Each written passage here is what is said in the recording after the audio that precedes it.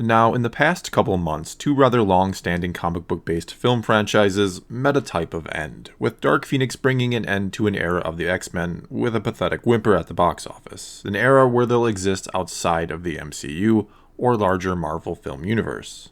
And that's because back in March of this year, Disney officially acquired 21st Century Fox, which has owned the rights to the X-Men films for the past couple decades, and since they already own Marvel, what this all essentially means is that the X-Men can, in some fashion if they want, now become a part of the main MCU. And speaking of the MCU, it too saw the end of an era with Avengers Endgame, which, with a triumphant roar, brought to a close its first three interconnected phases. Not to mention, any day now, it's likely going to become the highest grossing film in history. And yes, if you want to be technical here, Spider-Man Far From Home is considered the last film in Phase 3, but in many ways Endgame is and always will be considered an end to a much larger part of the MCU and its first 11 years. So all in all here, it's hard to find a better or worse example on how to close out an era of a franchise than with these two movies, which brings up a series of very interesting questions for Disney and Marvel going forward. The main ones being, just what do they do with the X-Men now? Do they bring them into the MCU? And if so, how and in what form? And what about the MCU post-Endgame? Will it see a decline in interest now, and maybe a significant one? After all, it's lost two of its main actors, Chris Evans and Robert Downey Jr., whose characters, Captain America and Iron Man of course, were in many ways the main focus of what the MCU was in its first three phases. So can they really convince people to climb on board for another go-round in the MCU without them? And what type of finale, some 10 years down the road perhaps, should they be building towards this time? Certainly not just another big bad villain like Thanos for them to eventually thwart, right? Anyway, in this video I'm mainly going to focus on those questions in regards to how it will affect the X-Men. I'll touch on a few different aspects of the X-Men, from what they've been and will soon become in the comic books, to the fears some people have about the attack on the name X-Men, to what needs to be done with the current film versions of them, and how a new take on the X-Men could be just what the MCU needs to have another hugely successful multi-phase run, like they did with the first three phases. Okay, so let's start with what should be done with the film franchise as it is right now, or how Dark Phoenix has left it, I guess you could say. Well, plain and simple, it needs to be scrapped and relaunched. Again, what you might call the second iteration of the films, though technically it's all under one continuity, started off with great promise with movies like First Class and Days of Future Past, and ended in mediocrity with Apocalypse and Dark Phoenix. And as I see it, there's really nothing left to salvage and no reason to bother even trying. No way you take what it is now and try to fix it and then merge it into the MCU in any way, shape, or form.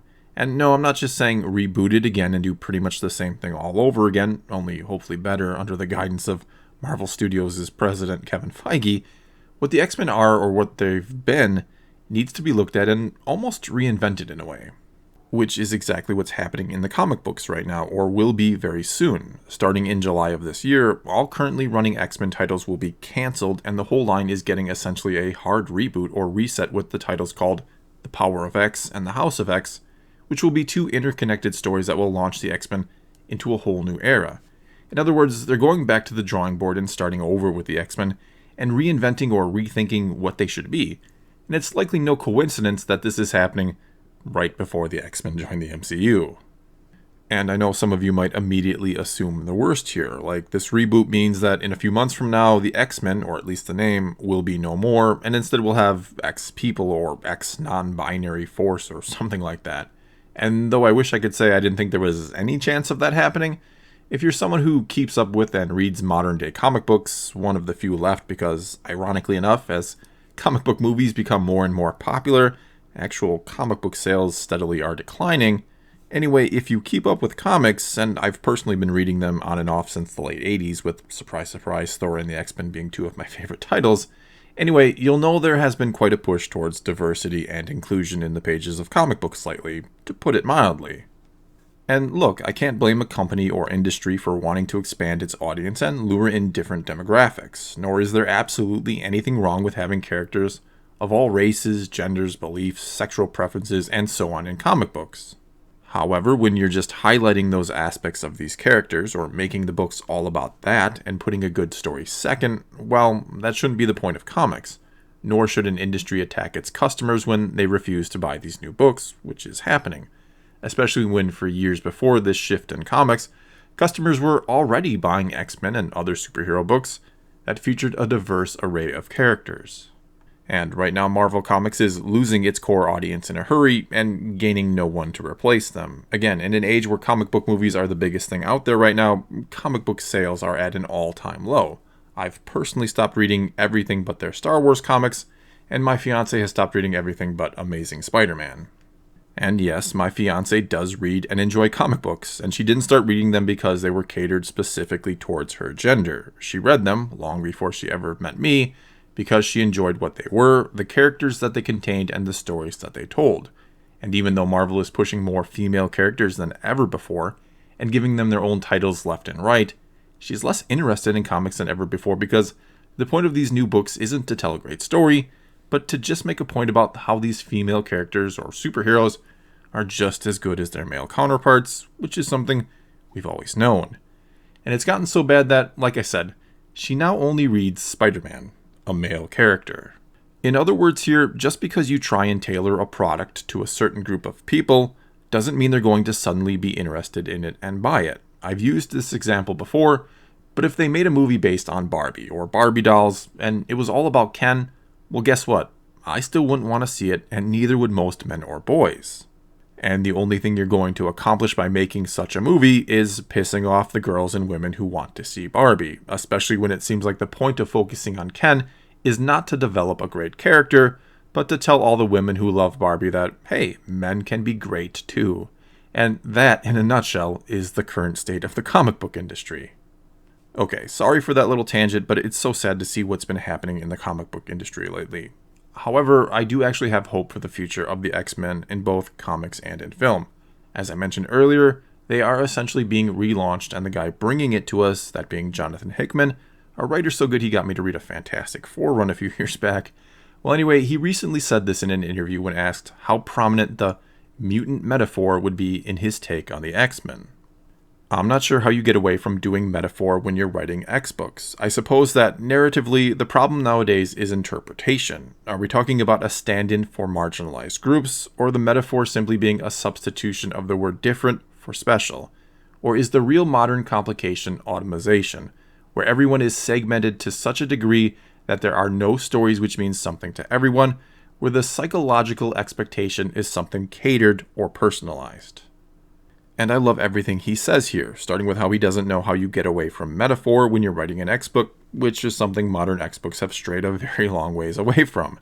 Everything in them now is on the nose and meant to make a point. There's nothing abstract about it, no interpretation to be had. The author's message to you is clear and comes off as lecturing, not storytelling. It's one thing when a story can be compared to our modern world, or makes you think about it or reflect on it, but it's another when the author tries to tell you how to think or feel about the modern world. He then goes on to talk about how everything is so segmented that there's no longer stories that mean something to everyone, and how we expect things to be personalized for us, which is also so very true. People love to complain that a movie or show doesn't have enough diversity, or that this group or that wasn't represented, as if it's meant as an intended slight by the creator. You didn't put a gay character in your movie, well, you must be homophobic. For whatever reason, some people now want fiction to always be a perfect reflection of the real world, even when the stories don't take place in the real world or anything remotely like it. It goes back to and ties into what he initially says about metaphor, that some want to literally be able to see a perfect representation of themselves in the story, or they'll refuse to try and understand it or enjoy it for what it is. It's not about trying to get something out of the story anymore. It's worrying about, was every group of person we can think of represented, and if not, this story is bad and isn't indicative of the times we live in, even though the story may not take place in the time or place we live in. And no, this is not an argument for less diversity in stories. I cannot make that clear enough because I know people will accuse me of preaching that. This is an argument against making the point of your story's diversity. But anyway, Hickman's answer here, and I'll link the whole article in the description below, gives me hope for the future of the X-Men in comic books. It also gives me hope for the future of the X-Men in the MCU, because I'd have to imagine that when they do start to make the new X-Men movies, probably in a few years yet, they'll be based off this newer version of them. And they'll want people who go and see the movies to be able to find virtually the same characters in the current comics, assuming someone actually wants to still buy comics in the future. And no, I don't think you throw the X-Men right into the MCU per se. It wouldn't make a whole lot of sense for them to just start popping up out of nowhere, because mutants have a long and complicated history. And that history, or the history of characters like Wolverine, Magneto, and so on, are a big part of the reason why the X-Men are a very interesting group of characters. One way you might be able to do it is that when people were brought back via the second snap by Bruce Banner, different or mutant versions of them from an alternate timeline are what actually came back. But that too would have its own set of problems, but it might be one way to immediately get mutants into the main MCU. However, since Endgame has now fully embraced this idea of multiple universes within the MCU, the best course of action might be to put the X-Men into their own universe again, for now at least. And it could be one that mirrors the main MCU, so that we can understand it is a part of it, but is different in many respects. Now, what do I mean exactly? Well, it'd be a universe where Tony Stark exists, but never became Iron Man. One where they had a Captain America during World War II, but he never gets fished back out of the ice. One where Thor is out there somewhere, but never got banished to Earth, and Loki never tries to conquer it like we see in Avengers. Some of the characters, like Doctor Strange perhaps, might still be in both universes, but by and large, it's a world devoid of the superheroes we know and love from the main MCU, and is instead populated by mutants who have always been there, and have the rich history I spoke of before. You can then spend the next several years or phases of the MCU building up the X-Men the way you want to, the right way, all the while setting them up for an eventual crossover. And how would you do that? Well, you could have it where, for whatever reason, the X-Men and Avenger universes, if you will, begin to collide and only one can be saved, which of course will lead to a battle between the Avengers and the X-Men, one where neither side are the quote-unquote bad guys, since they're only trying to save their own worlds. This then gives you a way to close out the next big or more overarching phase of the MCU with something beyond just building to another big bad guy like Thanos, and instead you'll be building towards Avengers versus X-Men. And oddly enough, it was Jonathan Hickman, again the guy who will be redoing the X-Men, who did a somewhat similar story for Marvel a few years back now in the comics, which was called, and was a bit of a different take on, Secret War, which was a storyline from initially back in the 80s. And assuming they did do this, and quite honestly, it wouldn't shock me if the next phase of the MCU did build to something like this. You could still have a type of overarching villain if you wanted to, the same one the new Secret War comic had, that being Doctor Doom, which would of course allow the Fantastic Four to find their way into the MCU as well. Either way, there's no chance that the X-Men, in some capacity, won't become a part of the MCU in the not-too-distant future, and if the MCU wants to have another successful run and conclusion, like it did with the first three phases that built up to Endgame, it needs to shake things up and do something differently this time. And building to a showdown between the Avengers and the X-Men would certainly be that, and one that could maybe end with a universe that contains both of them. Not to mention, when the X-Men do come back to the big screen, it can't just be the same thing all over again, which is why whatever Hickman has brewed up for the comics will likely be the future of the X-Men films as well, and I for one am very excited for this, and I have a lot of hope for the future of mutant kind. Well, that's all I've got for you this time. Now it's your turn to tell me what you think. When and how do you think the X-Men will be brought into the MCU? Will they start in their own separate universe, or will they find a way to drop them into the main MCU right away? And are you excited for Hickman's changes with the X-Men in the comic books, or is this the first you've heard of them because you don't read the comics? Whatever it is, let me know what you think in the comments below, and let's talk some Marvel. And until next time, thanks for watching.